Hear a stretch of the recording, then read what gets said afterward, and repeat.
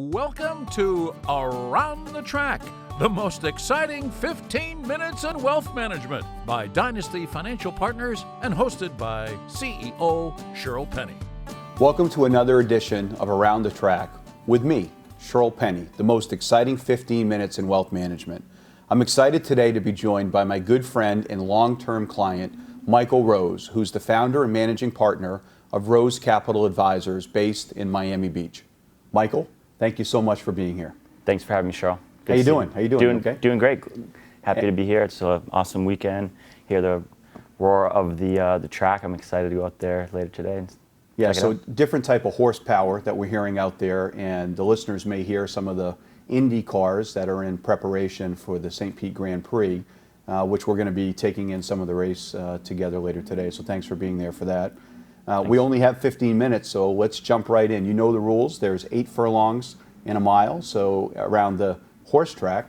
So we're going to replicate that with 8 questions. So the easy one we're going to start with, but remember, how you break from the gate really matters, right? So let's jump out of the gate quick. Just tell everyone a little bit about yourself and Rose Capital. So we're a boutique independent wealth management firm, operate essentially as a multifamily office based in Miami Beach, as you said.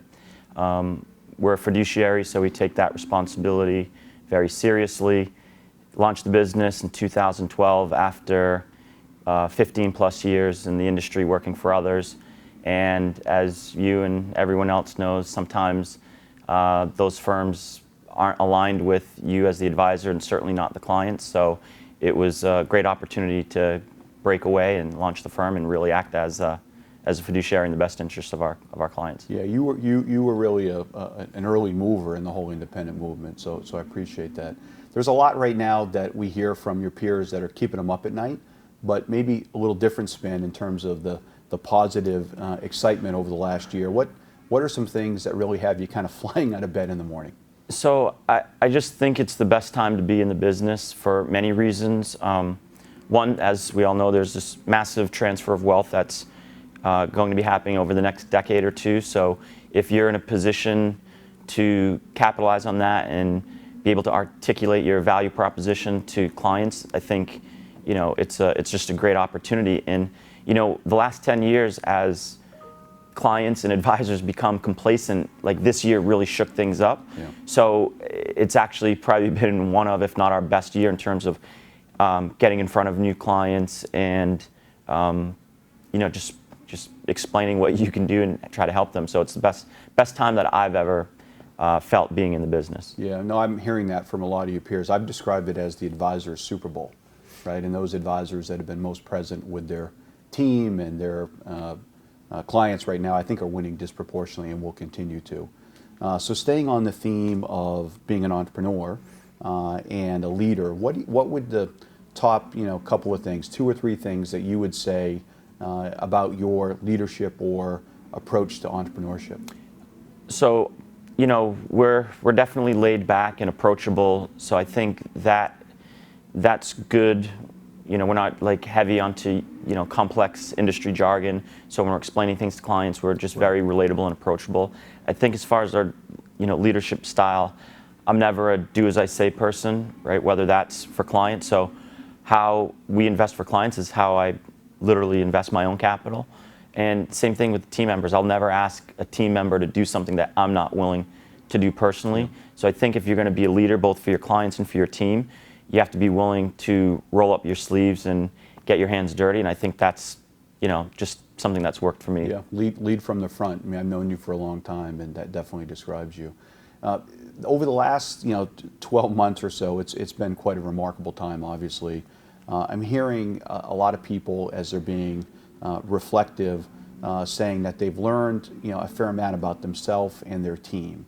What are some things that maybe you didn't think about historically but have been brought to light over the last 12 months about yourself and your team in this environment? So obviously everyone's, especially back in March and April and May, everyone was working from home. So just the independence, being able to work efficiently on a remote basis, and everyone being self-motivated and persevering.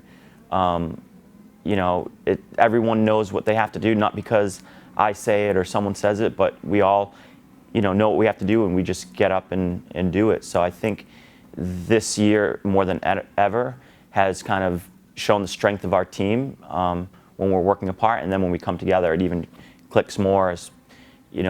As far as weaknesses and opportunities that we've realized this year, I think it's definitely technology, right? So everyone thought they were tech savvy, tech enabled, and then COVID hits, and you're like, whoa! Like every meeting internally, externally, is on a Zoom call. So you have to be savvy and coordinating that, presenting, doing client reviews, team apps, team chats, making sure that we're all connected, and I think cybersecurity is really important because there was just so many phishing attempts, and cybersecurity, hackers are getting more sophisticated. So I think now more than ever, like a good way to differentiate yourself is just having that tech stack kind of really lined up. No, I agree with that. I think what's essentially happened anytime you have a crisis like this, it oftentimes accelerates trends that are already underway.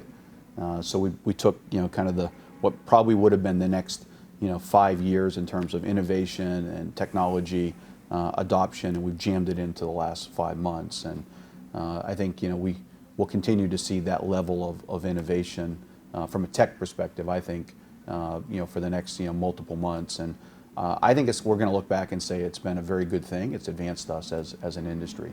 So speaking of big ideas and big issues facing the industry, it's something that you and I have spent some time talking about, but I'd love to hear kind of your views on what are the biggest issues you think are facing our industry right now and will continue to face the industry over the next 5 years or so. I think talent and diversity, which are related, are the biggest challenges in our industry. There's just a tremendous lack of diversity. When I started in the business 20 years ago, I was the young guy in the room, and here we are 20 years later, and I'm still somewhat the young guy in the room. I think the average age of advisors, depending on who you speak to, is late 50s, early 60s, and I just think that it's no secret the wealth management and financial services industry has done a bad job recruiting young people, females, and people of color. So I think over the next decade, that's something that definitely needs to change. Yeah, just a quick follow-on on that. So as an African American working in the industry now, what would you say that we as an industry need to do a better job of to attract more people of color? And what would you also say to somebody who's a person of color who's thinking about getting into financial services? I think it's just opportunities and access. So whether that's scholarship programs, whether it's internships, mentorships, I just think that it may or may not come from the big banks. I mean, big banks have had this opportunity for a long time. So I think we're in a really unique position in the independent RIA space because we're all the owners of our business. We don't have to go to an HR department and kind of influence that decision. So I think the independent RIA channel has an extremely unique opportunity going forward to set the precedents and increase diversity in our industry. Yeah, no, I would agree with that. So shifting gears here for a moment, we often hear part of the journey from being a great advisor to being a great CEO and running your own business. That road can be choppy sometimes. And you've been doing it, as you mentioned earlier, now for about 8 or 9 years. Kind of looking back on that journey to becoming, the managing partner or CEO, what's something that sticks out that you're particularly proud of, that was a great success? Maybe you didn't realize it at the time that it would be a huge success, and then alternatively, what's something that hasn't worked as well that may have surprised you? So I think the greatest success is not something that's quantifiable in terms of assets or client wins or anything like that. I think my biggest and proudest achievement is we've never lost a client. Wow. So, wow. Whether that's in the firm or in my previous firms, every client that I've got has, if you've ever become a client of mine, you're still a client of mine today. So it's kind of like dating, you date people and hopefully, you you end up with that person that becomes your spouse, and that's your last partner. So Right. we like to be the last stop, the last destination for clients. When they meet us, they go, wow, I never had an advisor like you that's explained it this way or looked out for our interests and really, honestly, truly cared about our family's well-being. So I think that's probably the thing I'm most proud about. And I think, I don't know if you call it a failure or a loss, but I'm sure I make mistakes like everyone. So I don't want to say I'm perfect, but we don't dwell on those mistakes and we learn from them. But if I had to pick one, maybe it's just, taking on a client or an advisor or team member that hasn't been a fit culturally, because we felt like we needed to either grow our client base or add a team member. And then you look back and you go, I should have taken my time. And I think culture is like just a really big thing for us. You have to fit with our philosophy. And it's just one of those things that if I look back, I go, I really need to stick to my guns and really, we're in a unique position where I'm very lucky that I can choose who I work with. Yeah. So I really only want to work with clients and team members that I like. So I think, just culture, make sure it's a perfect cultural fit. Good. So that's a perfect segue to now as we move kind of down the stretch, right? Only two questions left. You just spent a bunch of time there talking about your clients. I'd like to ask you, when you're not around, when your clients are alone, what is it that you hope that they say about you and Rose Capital? I hope they say we're honest, we're trustworthy, we're hardworking. Again, we make mistakes, but we like to own up to those mistakes and Right. ask for their input and really be collaborative. It's not like here's our plan and jam it down your throat. And it's really Collaborative, what do you want? What are your goals? What are your objectives? And I hope they just say that they can lean on us as a reliable resource and a valuable resource. Yeah, no, that's great, and something tells me that they do. So last question. Look, we're tying to the theme of around the track, and right now, at the end of this year, there's a lot of teams, with their horses that are getting ready for the Kentucky Derby next year, and you and I have enjoyed some big races together over the years as well.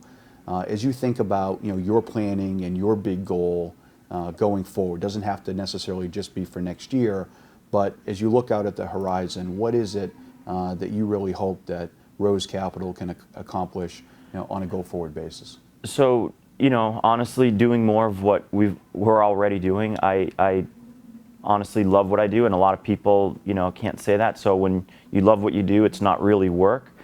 But, I think, as you said in one of your earlier questions, is just kind of evolving and transforming from, I've built up this practice where I've been the advisor, right? And now I have to transition to be more of a enterprise CEO. Right. And, my clients, look for me for everything, but, there's only so much of me to go around. So I think just building that team approach where our whole team touches a client and it's less dependent on me, where I can now scale the business and really grow it over the next, 5, 10, 15 years. Right. That's awesome. Michael, thank you so much for being here. And thank you as well for joining us for another episode of Around the Track.